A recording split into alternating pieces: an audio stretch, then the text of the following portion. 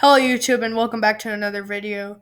And if you have not already, be sure to go back and watch my most previous video that will be coming out before this one. It was my NBA 2023 first round mock draft, but now I'm going to do for the first time my second round mock draft. And it is the exact same mock draft as my first round one, so all the picks will be exactly the same. So here, 31st overall, the Detroit Pistons. Oh, before we get started, I want to remind you guys to leave a like and subscribe if you are new. I'm trying to grow my unlimited sports news channel, so it would really help if y'all could leave a like, subscribe, comment, and do everything to help get this video seen by more people. Detroit is so happy in this draft to get Leonard Miller to fall to them, the 6'10", super athletic wing from the G League Ignite has been projected to go anywhere from 12 to like 40. He's a kind of a 3-and-D guy, really long wingspan, lanky guy who could help any team if he has a few years to develop. 32nd overall, the Indiana Pacers. They have already drafted Ryan Rupert and Maxwell Lewis and Taylor Hendricks in this draft. So I think that they're going to go with a guy at the shooting guard or point guard positions since they've already drafted a lot of wings and power forwards. So I think that the perfect pick for Indiana with this pick is going to be a guy by the name of Andre Jackson Jr. Jackson was another great wing on that Kentucky or on that UConn team that won the championship along with Jordan Hawkins. He only averaged 7 and 5 and 6, but think about that. He's 6'6" and he averaged 7 points. Not that good, but that can definitely be improved. He was on a great team with a lot of scoring. 5 assists and 6 rebounds. He just didn't shoot too efficiently, but he's only playing about 29 minutes a game as well. He's the fifth highest vertical in the class, so he's got good athleticism, 3.14 three-quarter court sprint. And they ended up winning the championship, and I think it was a lot of it because of Andre Jackson. So I think at this point, the Pacers will end up trading Chris Duarte, Andrew Nembhard, one of those guys that will be taking up minutes from Rupert and Jackson. So next up, 33rd, the San Antonio Spurs. I think that a great pick here by San Antonio would be Sidi Sissoko, another guy that didn't play college ball, another French guy. Pair him with the other French superstar, Victor Wembanyama. Sissoko played as for the G League Ignite. He was an amazing athlete. You can go on Google or YouTube right now and search up some of his crazy dunks and crazy chase down blocks. That will just show you how good of an athlete he is. But he will need a lot of time to develop, but that is something that the Spurs can provide as a team that will be trying to rebuild and build the perfect roster around Wembanyama in the next few years. 34th, the Hornets. I think that the Hornets here, they already drafted Dariq Whitehead and Brandon Miller, two wings. So I think that the pick here for Charlotte is Tracy Jackson Davis out of Indiana. He averaged 21, 4, and 11, and I believe he was an All-American this year. 6'9", 245-pound power forward center. 22 years old as a senior. He was really good, averaging these numbers. I believe he will be going a little bit higher than his 38th overall ranked on ESPN. He's a really good player, three-point shooter. He's got a little bit of stretchability, but he's a good defender as well. So Charlotte would be more than happy to take him at 34 if they get Miller and Whitehead in this draft as well. Next up, Boston makes their first appearance in the draft here at 35th. And though I don't know if they will be staying with this pick in real life, they might move up or they might do something, trade this pick. There's not too many players that I think would suit them well, but I think Jaime Jaquez is one of those guys that would be a good pick. He's a 6'6" wing who averaged 18, 2, and 8 as a senior for UCLA, leading them to the tournament again. And he was a below average three-point shooter, 32%, but had a great defensive rating, 89. And he has already said that he could become, that even though he's older, that he still has potential. And that's not the reason that Boston's taking him here, just because he said that. But he could definitely develop into something. He's already a great 3-and-D player. He falls to 35, even though his ranking is 30. He could definitely sneak into the first round. But I think Boston would be the perfect fit for him. 36th, here's Orlando. They have already drafted Cam Whitmore and Grady Dick in this draft. But here at 36, I think that the Magic will be taking. Do they have any more picks? I don't remember how to see if they have more picks later in the draft. I don't think that they do. But I think that the pick here, they need a power forward, and I think they will go with Jalen Wilson, who is Grady Dick's college teammate. He averaged 20 points, two assists, and 8 rebounds as a junior at Kansas. Was, I think, an All-American or something like that. He might have even been the player of the year. I just don't remember correctly. No, Edey was the player of the year. So Wilson goes there to Orlando. He's Grady Dick's former teammate in college. They reunite in the NBA. That's a good pick. I think Denver might have been thinking the same, maybe wanted to take him there at 37 to pair him with Christian Brown, but he ends up going to Orlando 36th. 37th, here are the Nuggets. They just won the championship. Any good players that can help them win now would be great because they did draft last year Peyton Watson, who is definitely a project player, and then some other guys that will take some time to develop. So I think a good player to draft here to kind of take over the Ish Smith role this year. If Ish Smith does not resign, would be Marcus Sasser. I think that's who they will draft. If they know that Ish Smith isn't coming back, he might retire or something. 17 points, 3 assists, and 3 rebounds for Sasser as he completely carried that Houston team because Walker was not that good as a freshman, Jarris Walker. But Sasser, 37th overall. I think he could go a lot higher than that, but I think Denver, if he's still available, will definitely be going with him there. 38th, the Kings. They might trade this pick just like they did last year. They got 37th. They traded it. It ended up becoming Jaden Hardy, a great pick by Dallas to trade for it and draft him. I think if this pick was a little bit lower down, I would have them take a Bediako or somebody along that line because they don't really have that good of a backup center. But I think that the player that I will have them take here, that I think they will take, my nose is really itchy right now. I think that they will take Ricky Council the fourth out of Arkansas. This is definitely a reach compared to where he is ranked at 52nd.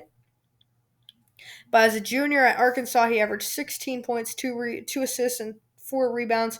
Can play the shooting guard, small forward, or point guard. And could be a good bench player for the Kings. Maybe agrees to a two-way deal or something if they draft him. Next up, 39th, the Hornets. With this pick for Charlotte, I think that a good pick here for Charlotte would be finally scooping up Terquavion Smith, save him from falling anymore here. 18 points, 4 rebounds, and 4 assists this year as a sophomore. He's 20, but the main concern with Smith is he's a great athletic point guard, really speedy, really athletic, good vertical. He just was super inefficient from the field, from 3 and from 2 at NC State this year. But that won't stop Charlotte from wasting just a second-round pick on him. The Nuggets now, they drafted Marcus Sasser a few picks ago in this mock. I think that here a good pick for them would be a guy that is already proven, a guy that can help them, and that is Keontae Johnson, in my opinion. As a senior at Kansas State, he's already about to turn 23. But, of course, right here, this is the reason why everyone knows he's good. He missed 2 whole years of basketball due to a heart condition that he suffered during the 2020 year, the COVID year. And then he bounced back after 2 years of no basketball. I think I have a piece of hair in my mouth. But then he averaged 17.7 rebounds and 2 assists, shooting 52% from the field. He was a really good player. Him and Marquise Noel were a great duo on that Kansas State team. Noel will probably be an undrafted free agent signing by some team. But Keontae Johnson, a really good scorer, ISO scorer. He's just not a great defender. That will be a problem in the NBA. And he's a bit undersized for a small forward at 6'5", but he would be a good pick for Denver here to take a flyer on. At 41 here, the Charlotte Hornets. I think that the pick here for Charlotte is Tristan Vukcevic from Serbia. Draft and stash him. He's a good big. He's an amazing big, actually. In the combine, he really showed how good he really is. I think if they can stash him for like 1 or 2 years, even though he wants to come to the NBA immediately, if they can stash him for just 1 year, I think that would make him just a perfect player as a rookie next year. Especially with a weak draft class, he might be looking at all NBA second team, all rookie second team next year. 42nd, the Wizards. Ooh, I think that Julian Phillips is a good pick here. Out of Tennessee, he's a good 3-and-D player. Only averaged 8 points and 5 rebounds, but he's a project player. With a 42nd pick, Washington could convince him to be a two-way player. So next up, the Trailblazers, 43rd. I think that a good pick here would low-key be a Jalen Clark or a Jordan Miller. Two good defensive players, but I think Clark is the guy I'm going to be drafting here. He's going to be bouncing back from a torn ACL, but he averaged 13 points, 2 assists, and 6 rebounds pre-injury at UCLA as a junior, 21 years old. He was looked at as one of the best defenders in the country this last year. It's just maybe he won't be as good bouncing back from the injury, but we all hope that he will be. 44th, the Spurs.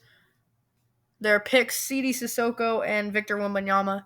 Sissoko is a guy that I think that they will be willing to take the time to develop. And I think with this pick, I'm going to have them take someone similar to that, who they will take some time to develop, get him to become a good player. And that is Omari Moore from San Jose State. He was really good at San Jose State, but who knows if that means much. He wasn't playing against that good of talent. But I think he could be a really good NBA player. Good on-ball defender, good shooter. 45th, the Grizzlies. I think this is where Amari Bailey finally comes off the board. Point guard, shooting guard. Great scorer at UCLA. He's a really good prospect. 46th overall, the Hawks. This will probably be where Julian Strawther goes. Out of Gonzaga, he was another 3-and-D player. Like I said, this class is loaded with 3-and-D players. He came out of the draft as a 21-year-old junior, 15 points and 6 rebounds a game. Then we got the Lakers, 47th. They're going to look and draft Ben Sheppard. Great shooter out of Belmont. I'm not that high on him, but I think that this is who the Lakers would draft in this scenario. He's a great shooter, good mid-range shooter, good three-point shooter, good scorer in general. Then we got the Clippers here. 48th overall, I think Jordan Walsh goes here from Arkansas. 7 points and 4 rebounds on a loaded Arkansas team as a freshman. Then the Cavs, 49th. This probably will be somebody like they really need a backup center. I think Charles Bediako will go here or Adama Sinago. I don't know who I'm going to have him pick. Sinago, 17. It's got to be Sinago. He's 6'9", but he's an old school big who's really physically dominant. Averaged 17 points and 8 rebounds a game on the national champion team. He would be a perfect pick for this Cavs team at 49. Now the Thunder have their first pick of the draft at 50. So this is a pick where you definitely go with just somebody that you can develop on a two-way deal next year probably. And that could be a center, a position that the Thunder really need to improve on. Maybe a Liam Robbins or a I think all these guys withdrew from the draft. I know most of them did. Yeah, I think at the bottom it's just all the guys that withdrew. So let's see. A point guard is another position that they need along with a center. I think this might be a really good spot for Jazion Gortman or Nadir Heafy. But I think Gortman will go here. From Overtime Elite, he would be a great player that the Thunder would be willing to take a flyer on, try to develop him for a year or two. If it doesn't work out, it doesn't work out. It's 50th overall pick. It won't matter that much in the long term. 51st, the Nets. This is the point where you just drafted stash guys and guys that you can develop. I don't know who is all still in the draft for a drafted stash player, but I know Heafy is, and he would be a good pick for this Brooklyn squad at 51.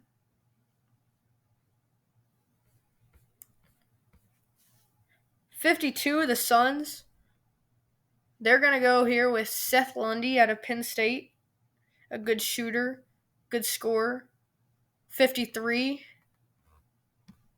Timberwolves. This is a good spot for Kobe Brown. Brown is a older guy in this draft, and he is going to go later in the draft, and this is a good spot for him.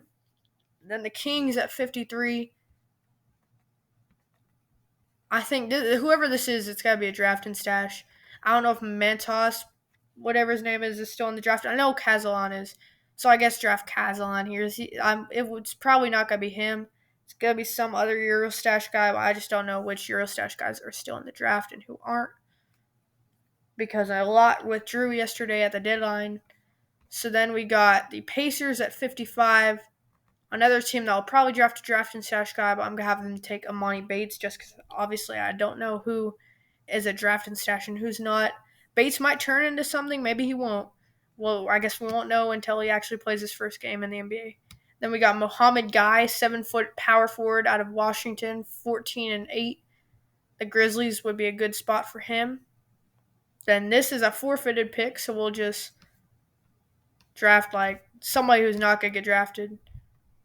Like, it doesn't matter, but like, let's just go Alex Fudge for fun.